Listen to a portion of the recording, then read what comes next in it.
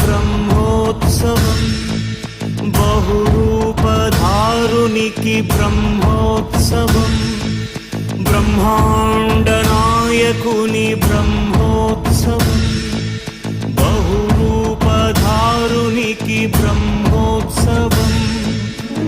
శ్రీభూసతులతో శరణాగతులతో శ్రీభూసతులతో శరణాగతులతో 7 కొండల పైన చక్కగా బ్రహ్మరూపునికి